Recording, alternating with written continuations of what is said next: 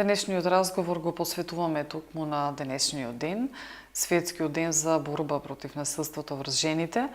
Навистина негативна појава, но сепак е реалност и затоа нели треба да се одвои малку повеќе време и внимание и нормално активности, се со цел да го намалиме. Нормално жените, тука се може да се вклучат и мажите, но сепак жените се секогаш процентуално, оние кои што слободно можеме да кажеме дека се малтретирани и дека се врши или одредено насилство. За таа цел, заедно со нас е доктор Зала Бојковска, која што не ни доаѓа прв пат во нашето студија, ќе зборуваме токму на оваа тема. Всушност, председател сте на Сдруженијето за еднакви можности Семпир од Битола. Добро утро повтор пат.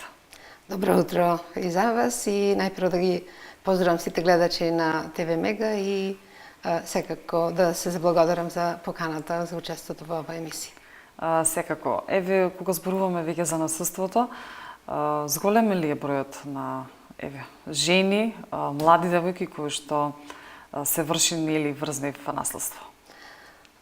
Почнувајќи од 2004-та, кога прв пат како посебна одредба беше внесени одредби во однос на семејното насилство во Законот за семејство, па се до денес, значи секоја година имаме зголемување на бројот на пријавени случаи на семејно насилство. Ево, случајот и со изминатата и оваа година, со податоците кои ги имавме од Министерството за труд и социјална политика, во изминатата година биле 999 случаеви пријавени, од кои 738, мислам дека биле од женски пол, додека оваа година само до јуни имаме 621 жртва пријавени на семејно насилство. Доволно податок кој говори дека и оваа година ќе имаме зголемен број. Обично во неколку проценти секоја година се зголемува процентот. Од 10 до 16% имаме зголемен број на пријавени случаи на семејно насилство, како што споменавте. Тоа е проблем на цело општество, здравствен проблем, но проблем кој најмногу ја засега и женската популација, затоа што во сите пријавени случаи најголем број се жени и девојки. Тука има и жртви на семејно насилство. Ево до јуни има околу, мислам дека со бројки не баратам многу, мислам 46 се жртви на семејно насилство мажи. Значи, мора да се каже дека има и мажи, но загрижува податокот што најголемиот процент се од женски пол и најчесто е физичкото насилство. Сметате ли дека на сите поединци кои што припаѓаат нели на женскиот пол, на понежниот пол, дека се сите пријавени, односно сите врз кои се врши одредено насилство се пријавиле нормално како жртви на насилство?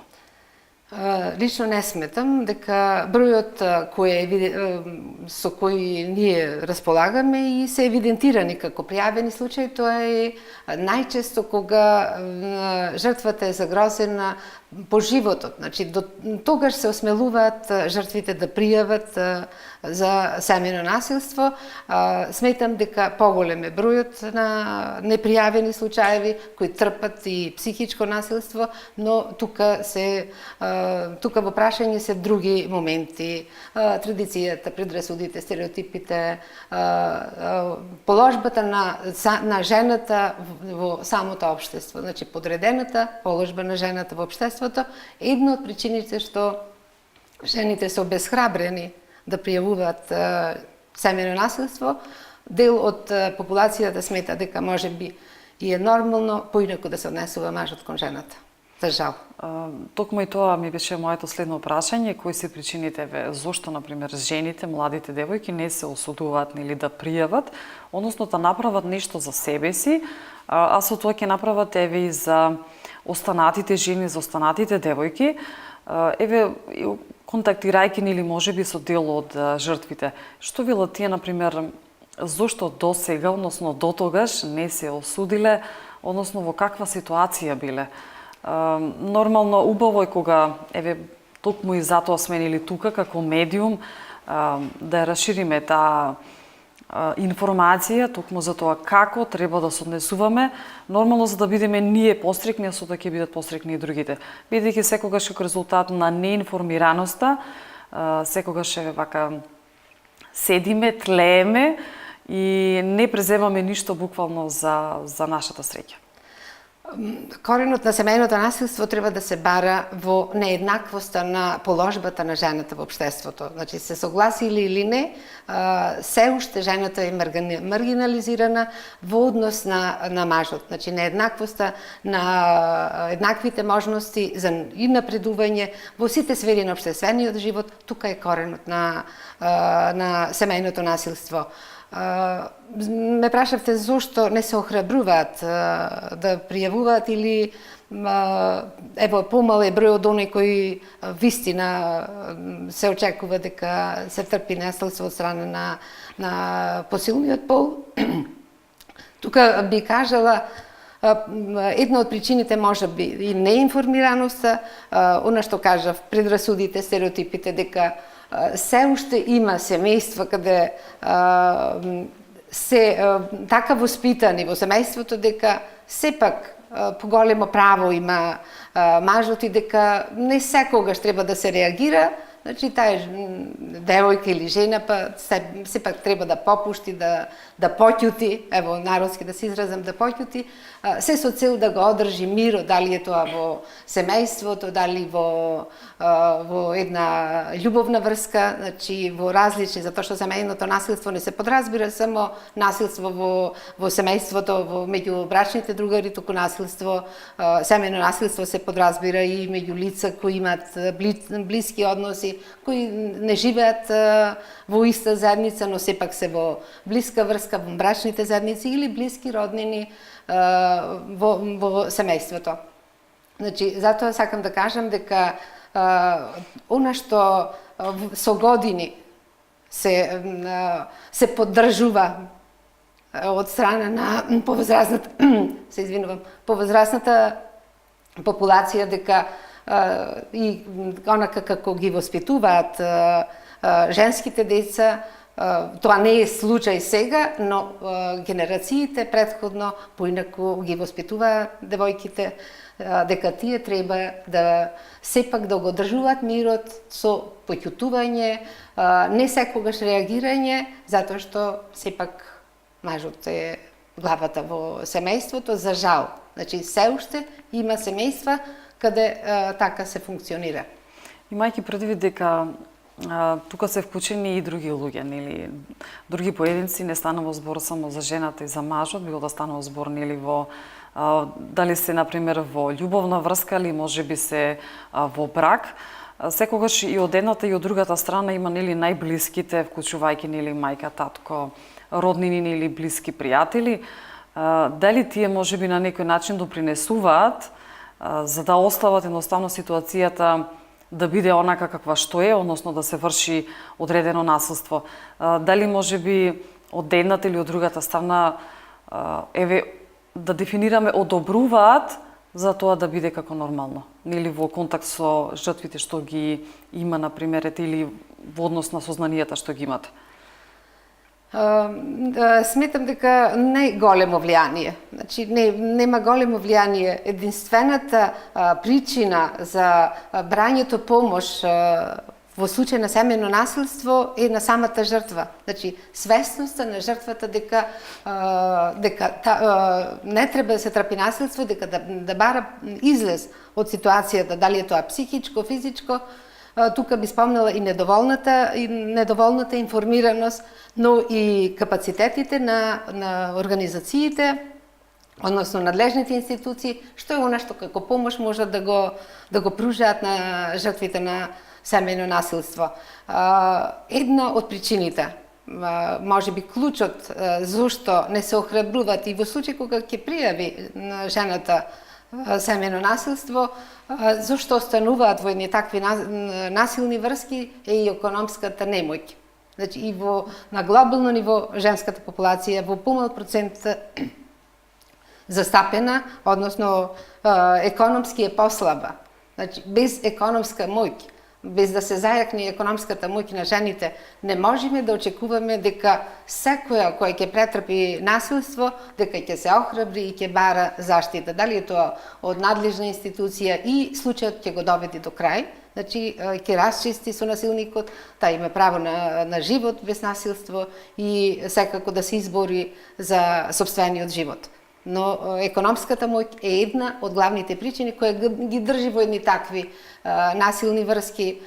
Тука се и децата, ако веќе и во семејството има и деца, рачунајќи дека еднината на децата без слаба економска моќ, во најчест случај и стамбеното прашање е во клучно. Доколку нема жртвата, не е материјално обезбедена, нема куќа, нема стан каде би можела да живее безбедно, сепак до границите на нејзината моќ да се труди да се справи со семејното насилство на свој начин. Дали ќе најдува механизам како да се заштити, да не биде натепана, дали и по-грубо физички малтретирана, но сепак најдува да се справува, но не презема крупни чекори да го реши проблемот. Најчесто од случаевите и кога интервенира и полицијата и Центарот за социјална работа, значи големи надлежности имат и обврски како надлежни институции, секторот за внатрешни работи, ги доведуваат до судска завршница, но дел од жртвите го повлекуваат барањето, не одат до крај, да се заврши случајот со надеж дека насилникот би се променил, би бил поинаков, сепак во интерес на децата, во интерес на нејзе самата, плашејќи се дека животот без, ако не е економски јака, дека ќе биде уште потежок. Имајќи предвид дека еве например се констатирало дека одредена жена, девојка, дека врз неја се врши насилство на некој начин, можеби психичко, физичко, било какво и да е, кога е најдобриот момент еве да се реагира од нејзина страна? Односно да не се чека можеби кога ситуацијата еве ќе стигне некој степен каде што навистина е сериозно. Да, ова прашање, сериозно и можеби најклучно. Реагирањето за насилството е секогаш кога ќе се појави. Никогаш насилникот нема да се промени. Доколку со него, ево, има насилници кои можеби не се свесни за сопственото однесување, не се работи со соодветни стручни листа во советовалиште, но секогаш жената при првиот случај на обид да се врши врз нејзе насилство треба да реагира. Не да остави простор дека можеби сама по себе ќе се среди состојбата, ајде сега да не преземам никаква активност, да не пријавувам во Центарот за социјална работа, сепак, ево, ако зборувам за Битола, ние, иако е голем град, ние на некој начин сите некако се познаваме, па поради тие предрасуди дека ако е лице на одредена позиција или статус, а трпи насилство, плашејќи се за сопствениот статус, за како другите ќе гледат дека таа пријавила насилство, не превземат. Мој личен став е дека во секој случај кога жената, девојката, значи искуси насилство, треба да побара помош. Може и тоа и совет, првично и советодавно да види што може, но ако се работи за физичко насилство, тука нема размислување. Тука има обврска сите надлежни институции да пријави во сектор за внатрешни работи, да пријави во Центарот за социјална работа и натаму да истера целата ситуација до крај, до завршница и доколку би се променил насилникот, може повторно да одлучи, но лично моје е дека насилникот не се променува. Така, за други прашања, бидејќи навистина имам уште барем неколку прашања во врска со ова тема, има многу да се зборува. Предлагам, драги мои, да направиме една музичка пауза.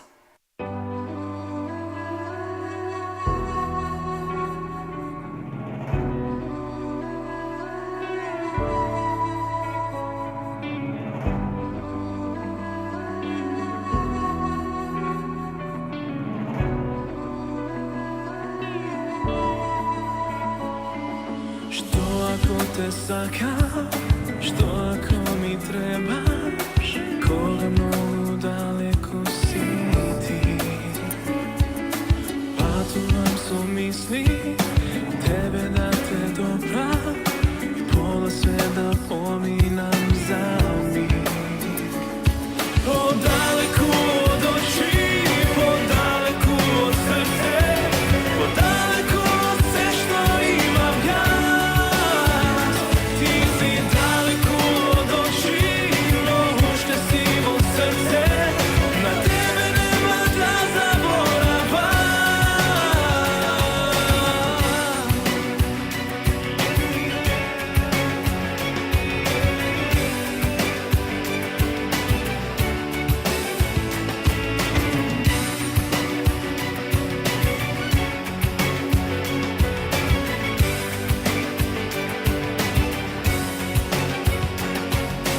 Sakam da te vidam, za tebe jaz da vidam, da budeš moja kako porano. Nikoj kako tebe nema da me saka, toliko dobro, čisto, iskreno. Podaleku od oči, podaleku od srce, podaleku od sve što imam ja. Ti si daleko od oči, no ušte sivo srce, na tebe nema da zaboravam.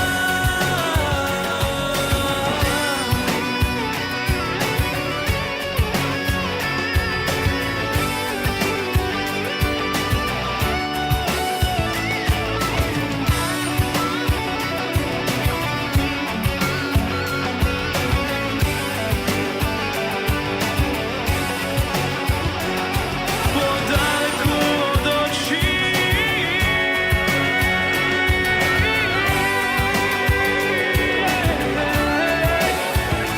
ti si daleko od oči, no ušte sivo srce, na tebe nema da zaboravam.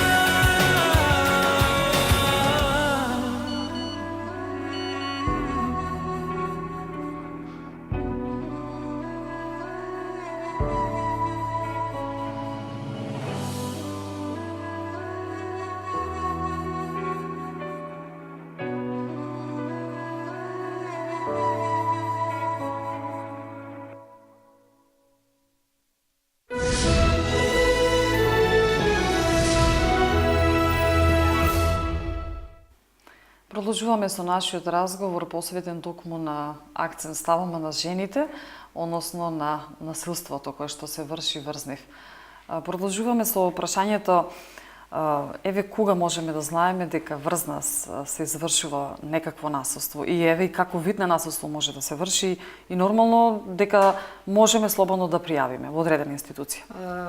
Вака, значи семејното насилство има повеќе видови, тука е физичкото, психичкото, сексуалното насилство, но со донесувањето на посебниот закон за превенција, заштита, спречување и заштита на жртвите од семејно насилство, внесено и економското насилство.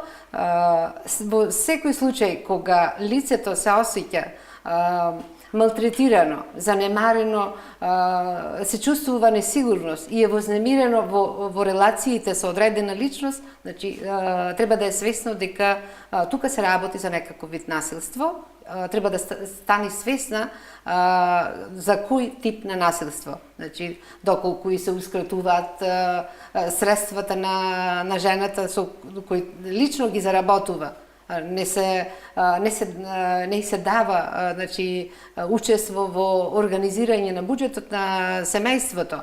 Во случај кога и се заканува и прети дека доколку не постапи на одреден начин, дека не е доволно само да се заканува дека ќе врши физичко насилство, и самите закани предизвикуваат чувство на несигурност. Тоа е треба да стане свесно лицето дека врз него се врши насилство и да побара.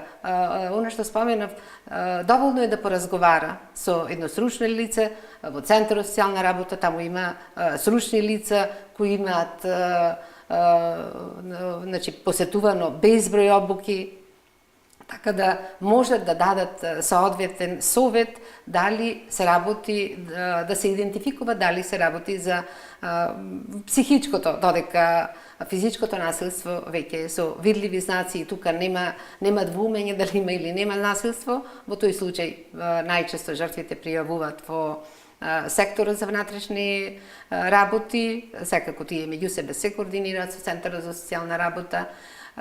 И едно од добрите страни на овој посебен закон кој почна да се применува од 1 јануари 2015 е тоа што се дава надлежност на повеќе институции и брзата реакција во случај на семејно насилство.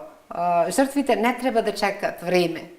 Ако се работи за психичко насилство, дека можеби ќе се промени ситуацијата или да односот жената или девојката да го подреди на врз потребите на насилникот. Дека ево во однос на семејството, на организирање или не треба ова да го направам, оти ќе го изнервирам. Значи секој треба да си ги задоволува потребите онака како смета и како смета дека е најдобро за него, не да се води постојано, да стрепи жртвата дека ако постапам вака ќе го изнервирам другиот. Значи без разлика дали се тоа насилство од мажот врз жената или од жената врз мажот. Значи подеднакво лицето кога ќе осети дека нема слобода во релациите, во односите, не може. Значи онака како што смета дека е за него добро, треба да побара стручна помош, да поразговара, доколку е физичко насилство, тука мора да биде санкционирано.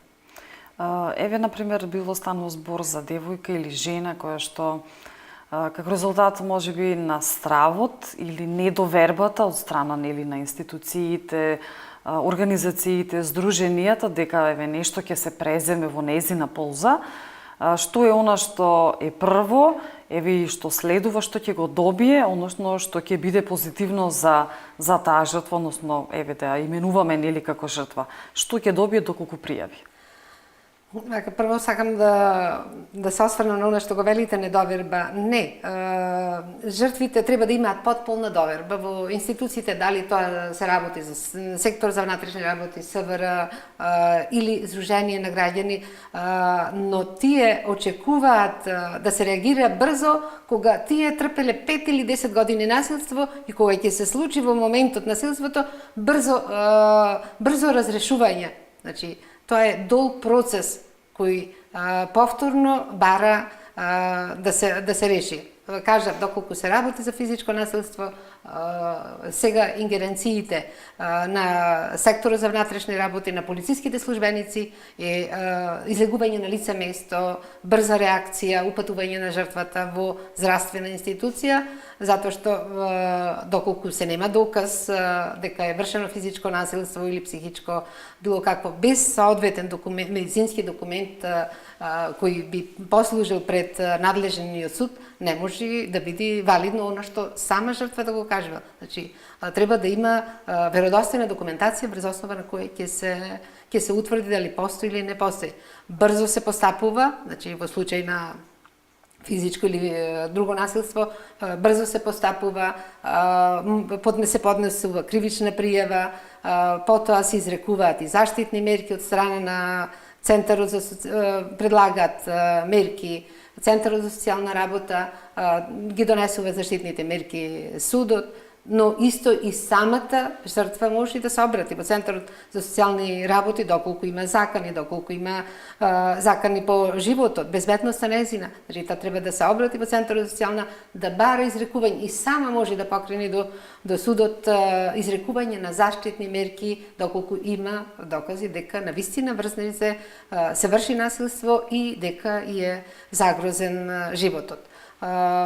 Значи, доколку е загрозен животот во моментот, полицијата го отстранува, се не отстранува насилникот од семејството. Значи, тоа е исто новина во законот. Значи, брзата реакција се донесува, судот по брза постапка донесува решение за да се отстрани насилникот од домот од 10 најмногу до 30 дена, или сместување, да биде сместена жртвата во прифатилиште за жртви на семејно насилство. Центарот за социјална работа поседува такво прифатилиште во Битола, така да може да се пружи соодветна заштита, но треба да се охрабрат и да не трпат долги години насилство и да бараат помош кога веќе навистина може и едно насилство да заврши со смрт, како што тоа беше случај изминатите години. Од 2008 до 2014 година имавме 16 убиени жени. Изминатата година исто е фрапантна бројката. До сега има 4 убиени жени. Тоа е ситуација кога никоја институција не треба да биде равнодушна, затоа се работи за човечки животи. Еве за крај на нашиот разговор, како здружение нормално, кои се активности ги предлагате, нормално ќе ги активирате во текот на овие неколку дена, нормално и не се манифестира само овде во Битола, во Македонија и туку и на светско ниво? 25 ноември е меѓународен ден против насилството врз жената и скоро во повеќе од 100 држави се одбележува на својствен начин со најразлични активности. Ние по повод денот на овие 16 меѓународни денови од 25 до 10, и символиката на овие две дати е 25 ноември меѓународниот ден, 10 декември е ден за заштита на човековите права, така да има поврзаност меѓу насилството и човековите права. И ние ќе организираме еден марш, насловен како Обој го светот портокалово. Ќе направиме еден марш од плоштадот Магнолија до музејот тука со соодветна облека, секако да го свртиме вниманието на пошироката јавност, тоа е и целта на ваквите манифестации, да се сврти вниманието за присуството на проблемот и да се изнајдуваат можности за решавање. Проблемот може да се реши доколку навреме се реагира и институциите, исто така и Здруженијата на граѓани можат да дадат соодветна помош, но исто сега покрај Законот за семејно насилство и во август е донесен и посебен протокол за соработка меѓу надлежните институции, така да не секое здружение на граѓани кое нема стандардизирани услуги, одреден простор, одреден стручен кадар, не би можело да работи со жртви на семејно насилство. Тоа се пропишани и во законот и соработката треба да биде и на национално и на локално ниво. Исто се дадени големи надлежности на локалната самоуправа и сметам дека во наредниот период, постапувајќи и по протоколот, дека ќе се координираат и може да очекуваат случаите на семејно насилство поголема заштита.